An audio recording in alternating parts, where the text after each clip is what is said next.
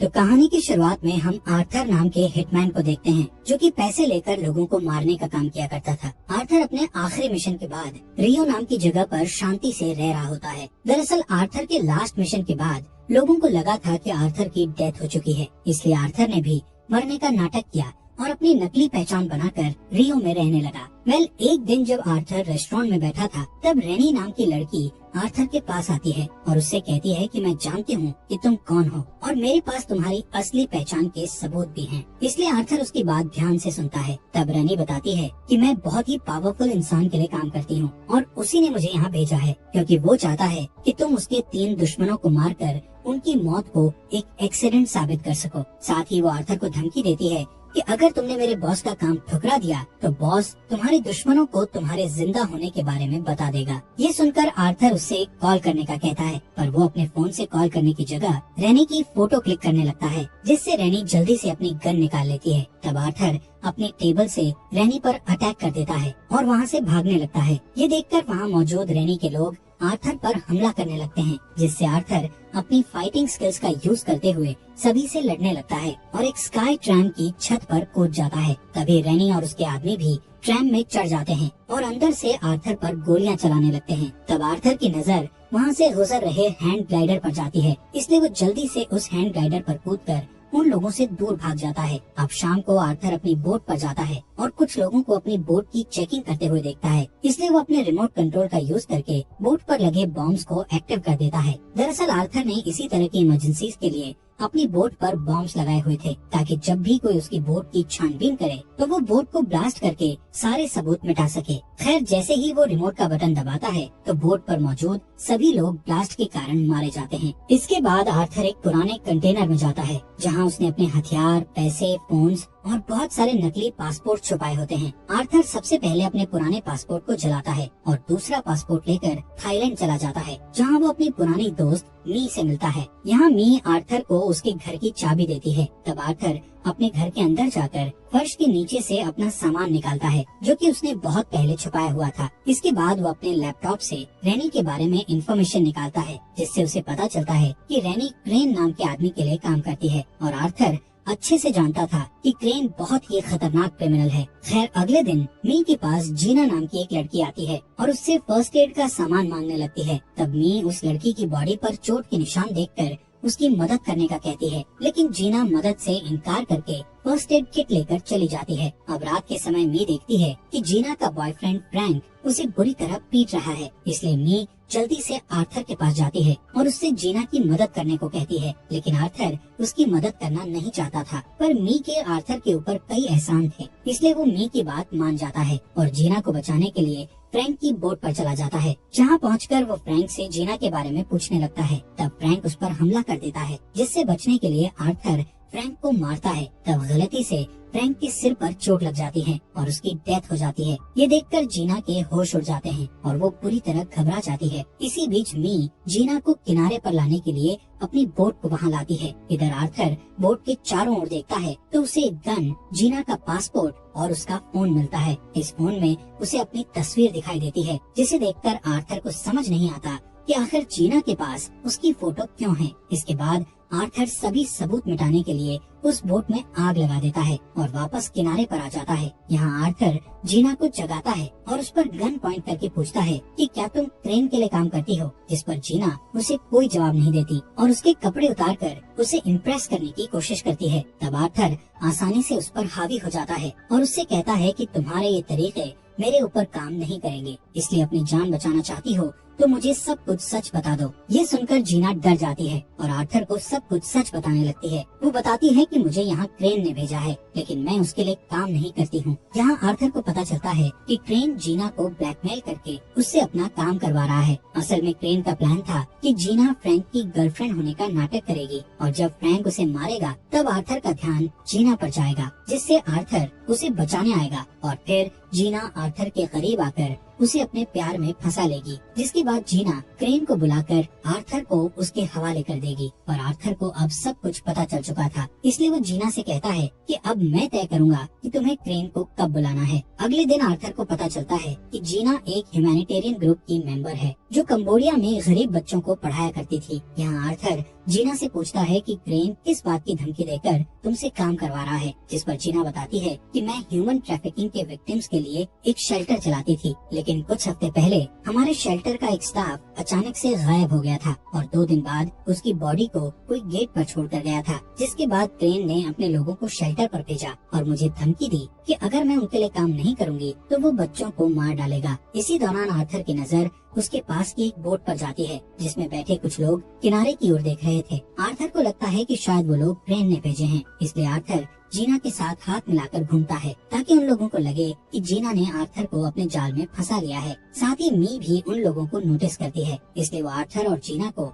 Thailand की पुरानी परंपराएं बताती है और उन्हें एक साथ एंजॉय करने को कहती है, जिससे वो दोनों काफी मस्ती करते हैं और हमें पता चलता है कि आर्थर कहीं न कहीं जीना को पसंद करने लगा है। शाम होने पर जीना आर्थर से माफी मांगते हुए कहती है कि मैंने तुम्हें मुसीबत में डाल दिया है। तब आर्थर कहता है कि मैं समझता हूँ, क्योंकि मैं भी एक अनाथ हूँ और जब मैं छोटा था तब मुझे एक गैंगस्टर को बेच दिया था, जो कि बच्चों को ट्रेनिंग देकर उन्हें अपना आदमी बनाता था। इसके अलावा आर्थर बताता है कि क्रेन भी उसी गैंगस्टर के पास था। एक दिन मैं वहाँ से भाग गया, लेकिन क्रेन कभी भी उस जगह से नहीं निकल पाया। यहाँ आर्थर को लगता है कि शायद उसके भागने के बाद गैंगस्टर्स ने क्रेन को दोषी ठहराया होगा, इसलिए क्रेन उससे बदला लेना चाहता है। इसके बाद रात में हम आर्थर और जीना को एक साथ टाइम स्पेंड करते हुए देखते हैं, जहाँ आर्थर उससे वादा करता है कि मैं किसी भी तरह तुम्हें इस मुसीबत से बाहर निकाल दूंगा। साथ ही वो क्रेन को पकड़कर उसे मारने का कहता है, जिसके बाद आर्थर जीना को अपने पिता की एक घड़ी गिफ्ट करता है। इस घड़ी को वो हमेशा अपने पास रखता था, क्योंकि ये उसके पिता की आखिरी निशानी थी। लेकिन अब वो जीना से प्यार करने लगा था, इसलिए वो अपनी कीमती चीजें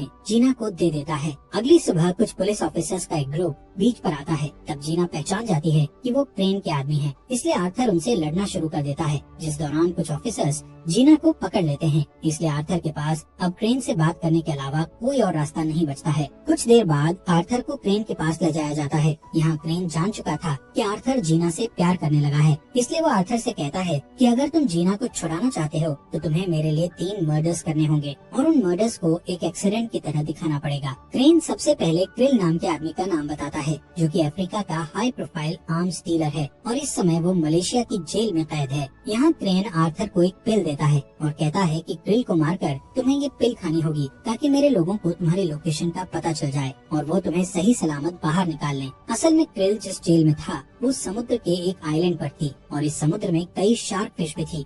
अब आर्थर अपने काम पर लग जाता है। तब क्रेन जीना को एक बोट में छुपा कर रखता है। वहीं आर्थर अपना काम करने के लिए मलेशिया चला जाता है और उस जेल के बारे में इंफॉर्मेशन निकालने लगता है, जिससे उसे पता चलता है कि जेल में घुसना नामुमकिन है, पर फिर भी अपना प्लान बनाने लगता है और कुछ पावरफुल एक्सप्लोजिव्स खरीदता है, जिसे वो च्युइंगम के रूप में बदल देता है। साथ ही वो एक केमिकल खरीदता है जिसे स्किन पर लगाने से शार्क पास में नहीं आती है। इसके अलावा वो क्रेन की उस पिल को सिगरेट के अंदर छिपा देता है। इसके बाद वो एक फर्जी आईडी बनाकर खतरनाक क्रिमिनल का रूप ले लेता है और मलेशिया की सड़कों पर घूमने लगता है। तब मलेशिया की पुलिस उसे क्रिमिनल समझकर गिरफ्तार कर लेती है और उसी जेल में ले जाती है जहां क्रिल को कैद किया हुआ था। इस जेल में रिसेप्शन गार्ड को आर्थर की चीजों में कुछ भी अजीब नजर नहीं आता, इसलिए वो उसके सामान को अंदर ले जाने की परमिशन दे देता है। कुछ दिन तक आर्थर जेल में आराम से रहता है और अपने टारगेट के बारे में इंफॉर्मेशन निकालने के लिए दूसरे कैदियों से बात करने लगता है। यहाँ क्रिल के आदमी हर समय उसके साथ रहते थे, क्योंकि बहुत से लोग क्रिल को मारना चाहते थे। क्रिल अपना सारा कारोबार जेल से ही संभालता था और वो इस जगह का असली मालिक था। एक दिन आर्थर देखता है कि एक कैदी क्रिल को मारने के लिए उसके पास जा रहा है। तब आर्थर उस आदमी के ऊपर चाकू फेंककर उसे मार देता है, जिससे क्रिल की जान बच जाती है और क्रिल आर्थर से इम्प्रेस हो जाता है। इसलिए क्रिल आर्थर को अपने साथ डिनर के लिए इनवाइट करता है, जिस पर आर्थर शर्त रखता है कि डिनर के दौरान क्रिल के पास उसका कोई भी आदमी नहीं होना चाहिए। इस बात पर क्रिल भी मान जाता है। फिर शाम के समय आर्थर को क्रिल के पास ले जाया जाता है, जहाँ क्रिल आर्थर को अपने साथ काम करने का कहता है। यहाँ क्रिल जैसे ही पीछे मुड़ता है तब आर्थर उस पर कूद जाता है और उसकी गर्दन को दबाकर उसे मार डालता है। इसके बाद वो क्रिल की ड्रिंक में सांप का जहर मिला देता है ताकि सबको लगे कि क्रिल ने सुसाइड किया है। साथ ही वो क्रिल की बॉडी को ऐसी पोजीशन में बैठा देता है जिससे गार्ड्स को लगे कि क्रिल भगवान से प्रार्थना कर रहा है। अब आर्थर जल्दी से बाहर आता है और एक दीवार में छेद करके उसमें एक्सप्लोजिव गम रखता है और दीवार को ब्लास्ट कर देता है। इसके बाद वो जल्दी से क्रेन की दी हुई पिल को निगल लेता है और खुद को शार्क से बचाने के लिए केमिकल वाली क्रीम लगा लेता है। इसी दौरान पुलिस उसे देख लेती है, पर पुलिस उसे पकड़ पाती इससे पहले वो पानी में कूद जाता है। यहाँ क्रेन के आदमी मछली पकड़ने वाली बोट में उसका इंतजार कर रहे होते हैं, जो आर्थर को सही सलामत पानी से निकाल लेते हैं। जिसके बाद आर्थर क्रेन से बात करता है और उससे जीना के बारे में पूछता है। तब क्रेन वीडियो कॉल करके उसे जीना के सही होने का सबूत देता है। अब आर्थर को उसका दूसरा टारगेट दिया जाता है, जिसका नाम कुक है, जो एक ह्यूमन ट्रैफिकर है और ऑस्ट्रेलिया में रहता है। कुछ दिनों बाद आर्थर अपने टारगेट की इंफॉर्मेशन निकालने लगता है, जिससे उसे पता चलता है कि कुक का एक पेंट हाउस है, जिसमें उसका कांच का स्विमिंग पूल है, जो कि सड़क से ठीक ऊपर बना हुआ है। अब आर्थर कुक की उस बिल्डिंग के बारे में जानने के लिए एक हेलीकॉप्टर किराए पर लेता है। इसके बाद वो कुक के पास वाले एक अपार्टमेंट को पसंद करने का नाटक करके उसे खरीदने का कहता है, लेकिन रियल्टर उसे इधर उधर दिखाने लगता है। तब आर्थर चालाकी से उस अपार्टमेंट की चाबी की फोटो क्लिक कर लेता है, ताकि वो उसकी नकली चाबी बना सके। फिर वो एक ऐसा केमिकल बनाता है जिसे कांच पर लगाने से कांच टूट जाता है। कुछ दिनों बाद आर्थर कुक के पास वाले अपार्टमेंट में घुसकर वहाँ की विंडो से बाहर निकलता है और कुक के पूल तक पहुँच जाता है। यहाँ वो पूल में एक छेद करता है और उस केमिकल को कांच के अंदर डाल देता है। तभी कुक उस पूल में नहाने के लिए आता है और अचानक पूल का कांच टूटने के कारण वो नीचे गिरकर मर जाता है। इधर क्रेन न्यूज में कुक की मौत देखकर खुश होता है और आर्थर की जीना से वीडियो कॉल पर बात कराता है। तब जीना चालाकी से कैमरा मोड़कर आर्थर को एक बोट का नंबर दिखा देती है। तब आर्थर उस नंबर की मदद से समझ जाता है कि क्रेन ने जीना को अपनी बोट पर रखा है। इसलिए आर्थर एक हेलीकॉप्टर से क्रेन की बोट के पीछे जाता है और अपने स्पेशल इक्विपमेंट से भरे बैग को बोट के नीचे छिपाकर